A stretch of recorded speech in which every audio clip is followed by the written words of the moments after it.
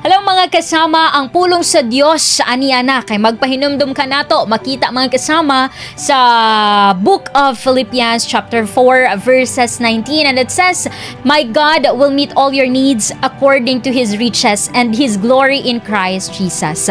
Kini mga kasama nagpasabot nga ang Dios maghatag sa tanang natong kinahanglanon. Ingon man gihimo sa Dios ang tanan nga posible mga kasama, kini ginatawag nato nga imposible kaniadto. Gani pinaagi sa iyang sakripisyo kitang tanan nangaluwas. Og ang tanan nga nagatuo adunay kasiguruhan nga ang Dios maghatag kanatong tanan sa atong panginahanglanon.